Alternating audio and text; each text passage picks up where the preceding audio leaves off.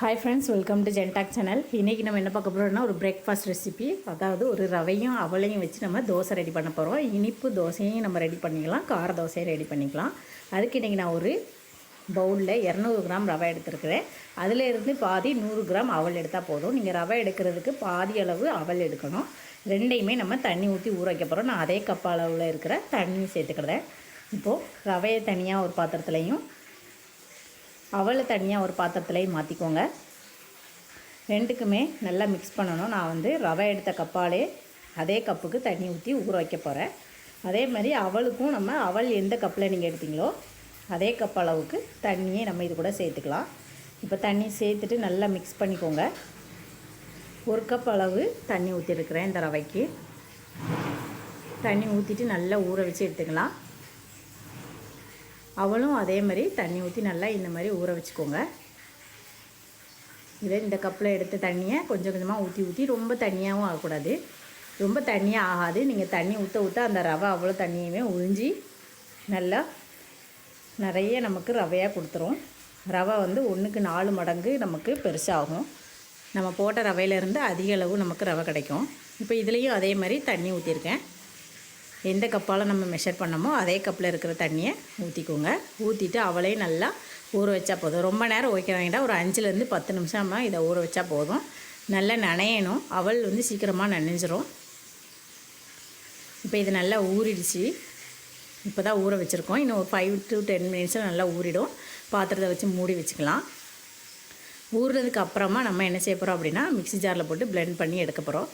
இப்போ ரெண்டும் பாருங்கள், நம்ம போட்ட ரவையிலேருந்து எவ்வளோ அதிகமாக வந்திருக்குன்னு. அவள் நல்லா இந்த மாதிரி கையில் எடுக்கப்போ நம்ம சோறு மாதிரி நல்லா மசுங்கணும். அதே மாதிரி ரவையும் நல்லா நம்ம ஊற்றின தண்ணி எதுவும் இல்லாமல் அவ்வளோவுமே தண்ணியை உறிஞ்சிரும். 1 கப் ரவைக்கு அதே 1 கப் தண்ணி சேர்த்துக்கோங்க. 1 கப் அவளுக்கு அதே கப் அளவு தண்ணி ஊற்றி ஊற வைக்கணும். அவ்வளோதான். அதுக்கப்புறமா 1 டேபிள் ஸ்பூன் உப்பு, 1 டேபிள் ஸ்பூன் ஜீனி, 1 டேபிள் ஸ்பூன் சமையல் சோடா, ஆப்ப சோடா, அப்புறம் கொஞ்சமாக தயிர் கொஞ்சம் ஒரு 1/2 கப் இல்லைனா 1 கப் எடுத்துக்கோங்க. அவள் எந்த கப்பில் எடுத்திங்களோ அதே கப் அளவுக்கு தயிர் சேர்த்துக்கலாம். இப்போ நம்ம பிளெண்டரில், அதாவது மிக்ஸி ஜாரில் அவளையும் ரவையும் சேர்த்து அரைச்சி எடுக்கணும். தண்ணி எதுவுமே சேர்க்கக்கூடாது. நம்ம தண்ணியிலே ஊற வச்சுருக்கோம். அப்படியே நம்ம டைரெக்டாக என்ன செய்ய போகிறோம் அப்படின்னா மிக்ஸி ஜாரில் போட்டு அரைக்கணும். தண்ணி எதுவும் சேர்க்கக்கூடாது. நம்ம வந்து தயிர் சேர்க்க போகிறோம். அதனால் நீங்கள் தண்ணி சேர்க்காமலே இதை அரைச்சி எடுத்துக்கோங்க. இப்போ உப்பையும் ஜீனி சமையல் சோடா இந்த 3ஐயும் சேர்த்துட்டு இப்போ நம்ம இதில் ஒரு 1/2 கப் தயிர் ஊற்ற போகிறேன்னா நம்ம அவல் எடுத்த கப்புக்கு 1/2 கப், அதாவது அவல் எடுத்த கப்பில் 1 கப் ஃபுல்லாகவே சேர்த்துடணும். இந்த பவுல் வந்து கொஞ்சம் அதிகமான தயிர் இருக்கிறதுனால நான் 1/2 கப் எடுத்திருக்கேன். நம்ம தயிர் ஊற்றிட்டு நல்லா திரும்பியும் பிளெண்ட் பண்ணி எடுத்துக்கணும். இந்த மாதிரி எல்லாத்தையுமே நல்லா மிக்சியில் அரைச்சி எடுத்தாச்சு. இப்போ இதை ஒரு பாத்திரத்துக்கு மாற்றிக்கலாம். பாத்திரத்தில் மாற்றிட்டு நம்ம தோசை சுடுறதுலேருந்து கொஞ்சமாக கெட்டியாக இருக்கணும், ரொம்ப தண்ணியாக இருக்கக்கூடாது. பாருங்கள், இப்போ கொஞ்சம் கெட்டியாக இருக்குது. இது கூட கொஞ்சமாக தண்ணி சேர்த்துட்டு இன்னும் நான் நல்லா மிக்ஸ் பண்ணி எடுக்க போகிறேன். அந்த மிக்ஸி ஜாரில் கொஞ்சமாக தண்ணி ஊற்றி அதை நல்லா வாஷ் பண்ணிவிட்டு அதை அப்படியே இது கூட சேர்க்க போகிறோம். கொஞ்சமாக ஒரு 1/2 டம்ளர் தண்ணி சேர்த்துட்டு நல்லா மிக்ஸ் பண்ணிக்கோங்க. அந்த பேட்டர் வந்து நல்லா டைட்டாகவும் இருக்கக்கூடாது, ரொம்ப லூஸாகவும் இருக்கக்கூடாது, ஓரளவு மீடியமாக இருக்கணும். இந்த மாதிரி நல்லா மிக்ஸ் பண்ணி எடுத்துக்கோங்க. நம்ம இதை ஊறலாம் வைக்க வேண்டாம், நம்ம அப்படியே டைரெக்டாக நம்ம ரெடி பண்ணிக்கலாம். இப்போ இந்த பேட்டர் கொஞ்சம் தண்ணியாக இருக்குது. இன்னும் கொஞ்சம் நான் தண்ணி சேர்த்துக்கிறேன். ரொம்ப கெட்டியாக இல்லாமல் மீடியமாக இருக்குது. இன்னும் கொஞ்சம் தண்ணி சேர்த்துக்கிட்டோம் அப்படின்னா உங்களுக்கு எந்த அளவுக்கு நமக்கு தோசை நம்ம பேனில் ஊற்றப்போ நல்லா சாஃப்டாக, அதாவது நல்லா ஊற்றுறப்ப நமக்கு வந்து ரொம்ப கெட்டியாக இருக்கக்கூடாது, அந்த மாதிரி பேட்டர் வரக்கூடிய அளவுக்கு நீங்கள் ஊற்றிக்கலாம். இப்போ இதிலேருந்து நான் என்ன செய்ய போகிறேன் அப்படின்னா பேனுக்கு மாற்ற போகிறேன். பாருங்கள், இந்த மாதிரி இருக்கணும். இப்போ ஊற்றிட்டு நம்ம என்ன செய்ய போகிறோம், பேனில் ஊற்றிட்டு மூடி வச்சுக்கணும். இதை வந்து திருப்பிலாம் போட வேண்டாம்.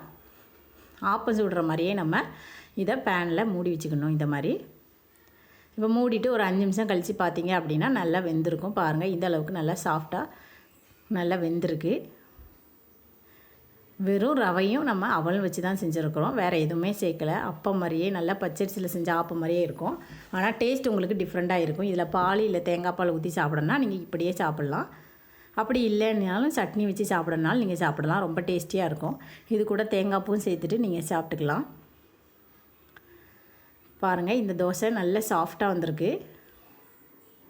இப்போ அடுத்த தோசையை நான் இதே மாதிரி ஊற்றி எடுத்துக்கிறேன். இந்த மாதிரி நான் சாதாரணமாக சுட்டு எடுத்தாச்சு. நெய் சேர்க்கனாலும் நீங்கள் நெய் சேர்த்துக்கோங்க. இந்த மாதிரி மூடி வச்சு செய்யுங்க, திருப்பி போடாமல்.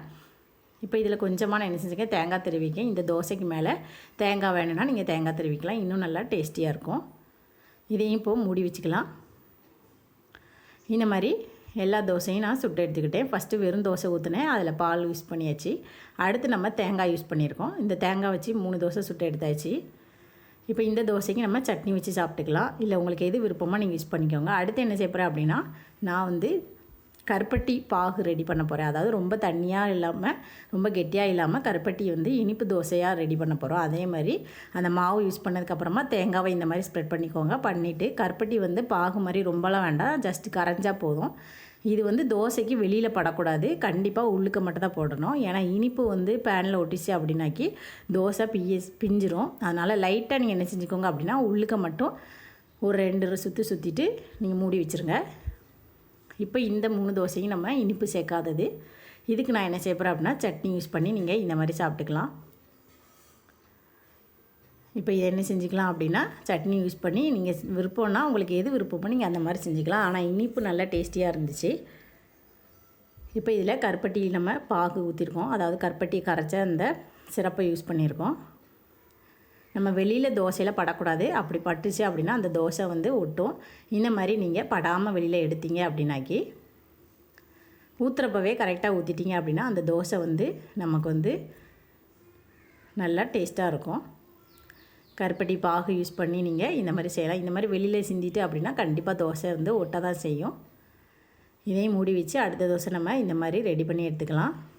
இப்போ அடுத்து உங்களால் உள்ளே வச்சு ஊற்றினா பிய்யுது அப்படின்னா, நீங்கள் தோசையை வெறும் தேங்காய் போட்டு உள்ளே வேக வச்சு எடுத்துகிட்டு பிளேட்டுக்கு மாற்றினதுக்கப்புறம் அந்த கருப்பட்டி பாகு எடுத்து இந்த மாதிரி நீங்கள் மேலே ஸ்ப்ரெட் பண்ணிட்டீங்க அப்படின்னா உங்களுக்கு இன்னும் நல்லா டேஸ்டியாக இருக்கும். அவ்வளோதாங்க, இன்றைக்கி ஒரு டிஃப்ரெண்ட்டான டேஸ்டியான தோசை ரெசிபி பார்த்தாச்சு. தேங்க்யூ.